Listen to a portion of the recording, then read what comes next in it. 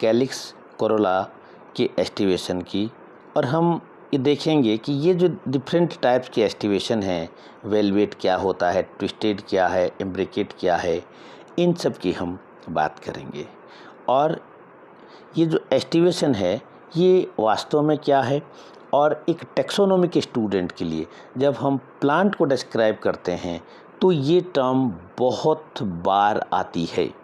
और बड़ी बात यह है कि इसमें करीब 50% स्टूडेंट कन्फ्यूजन के शिकार हो जाते हैं, क्योंकि ये इस तरह की शब्दावली है जिसको समझना बेहद ज़रूरी होता है।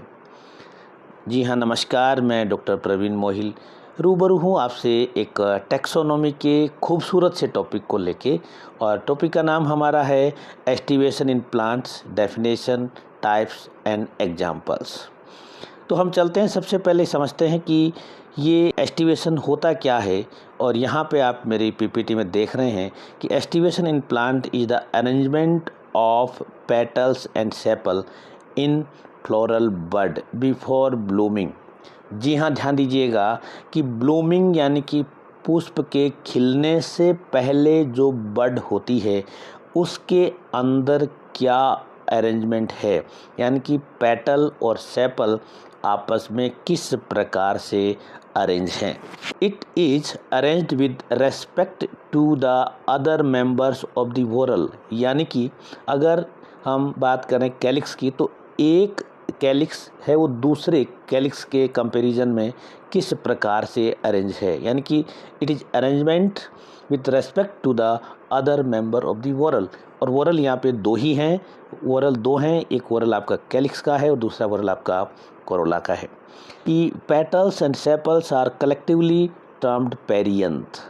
यहाँ ध्यान दीजिएगा कि कुछ लोग यानी कि 30% लोग इन दोनों को पेरियंथ कह देते हैं, बट जो 70% लोग पेरियंथ का वर्ड वहाँ यूज आता है जहाँ पर कैलिक्स और कोरोला दोनों देखने में एक जैसे होते हैं। क्योंकि बेसिकली हम ये बताते हैं कि कैलिक्स का कलर हमेशा हरा होता है और कोरोला का कलर हमेशा हरे रंग के अलावा दूसरे जितने भी कलर हैं वो होते हैं। तो उस दशा में हम पेरियंथ को यूज लेते हैं। The arrangement of perianth inside a flower bud before it blooms is known as the estivation of the plant. Estivation is the floral characteristics that demonstrate the arrangement of corolla, petals and calyx sepal in relation to each other in flower bud. It is a property that is taken into consideration in order to show the relation between petals and sepal. For example, the petals and sepals or perianth of the hibiscus flower that belongs to the Malvaceae show volvate और twisted estivation. इस example का मतलब ये है कि अगर calyx valvate है तो ज़रूरी नहीं है कोरोला भी वॉल्वेट हो, ये अलग अलग एस्टिवेशन को भी बियर कर सकते हैं। Corolla and calyx are collectively known as perianth, जो मैंने पहले बताया कि मेजॉरिटी में उस जगह पे काम लेते हैं पेरियंथ को जहाँ पे दोनों एक जैसे होते हैं। के तौर पे 5 प्रकार के एस्टिवेशन मिलते हैं। नंबर 1 जिसको हम कहते हैं वेलवेट, नंबर 2 जिसको हम कहते हैं ट्विस्टेड, नंबर 3 जिसको हम कहते हैं इम्ब्रिकेट, नंबर 4 जिसको हम कहते हैं क्विंक्वेंशियल और नंबर 5 जिसको हम कहते हैं बक्जिलरी। कि स्पेशल पेपर के स्टूडेंट हैं तो ध्यान से समझना है कि positional organization of petal and sepal are of the following type, यानी कि इनकी पोजीशन जो है वो इस प्रकार से। नंबर 1 वॉल्वेट, और वॉल्वेट 2 हैं, एक तो ओपन है यानी कि जहाँ पे पोली कंडीशन है, और एक दूसरा है जिसको हम कहते हैं क्लोज, जहाँ पे गैमो कंडीशन है यानी कि इनडुप्लीकेट और डिडुप्लीकेट। ट्विस्टेड, कॉन्वोल्यूट, कॉन्टोर्टेड और कॉन्टोर्टिप्लिकेट, यानी कि अगर आप स्पेशल पेपर के बच्चे हो तो ये जो नाम हैं ये मैंने जानबूझ के लिखे हैं, आप इन नामों को ध्यान रखिएगा। आपने एक ही नाम पढ़ा है इम्ब्रिकेट, बट इसको कॉक्लिएट भी कहते हैं, जिसको कॉक्लियर भी कहा जाता है। चौथा जिसको हम कहते हैं क्विंक्वेंशियल और असेंडिंग इम्ब्रिकेट, और 5वां वैक्जिलरी और डिसेंडिंग इम्ब्रिकेट और पैपिलियोनेसियस एस्टिवेशन भी इसका नाम है। वॉल्वेट है, यहाँ पे देखिए आप, यस ये देखिए 1 पार्ट, 2 पार्ट, 3 पार्ट, 4, ये देखिए किसी को भी टच नहीं कर रहे हैं, ये हमारा सिंपल वेलवेट है, यानी कि एक की आर्म दूसरे के आर्म को कुछ भी नहीं करी, अलग अलग आर्म है। अदरवाइज ये हो सकता था कि इसकी आर्म के ऊपर ये आर्म आ जाती, ये हो सकता था, तो बट ऐसा यहाँ पे नहीं है। ओपन तो जो बहुत सिंपल जिसको हम अब तक पढ़ते हैं वो ओपन ही था।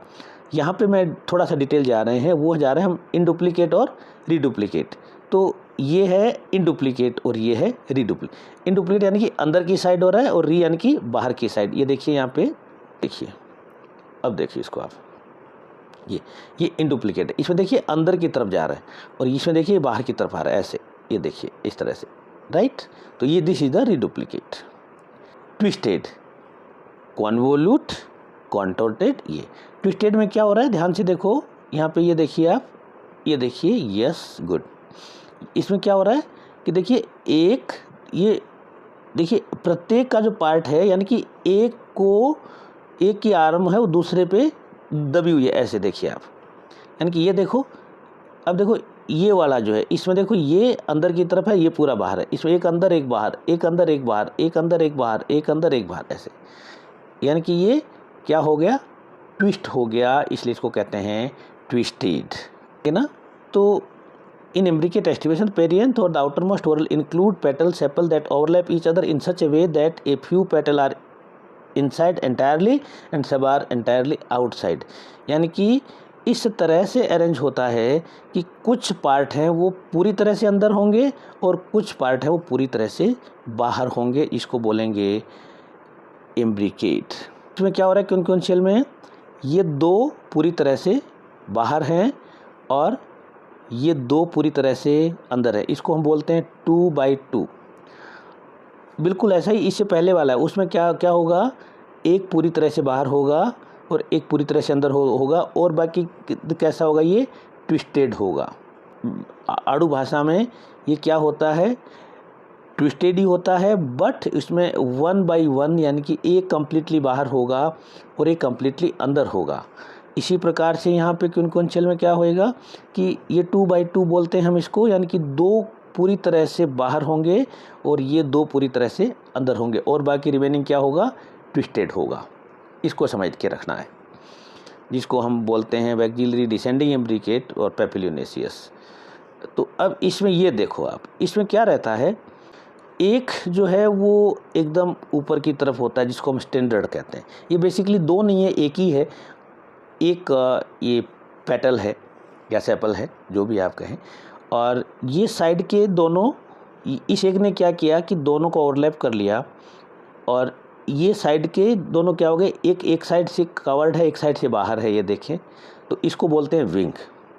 और ये जो बिल्कुल नीचे वाले हैं, ये दो छोटे हैं, ये आपस में इस प्रकार से जुड़ जाते हैं, इसको बोलते हैं कील। यानी कि यहाँ पे तीन नाम देते हैं हम स्टैंडर्ड, ऊपर ऊपर, बीच में विंग और नीचे नीचे कील।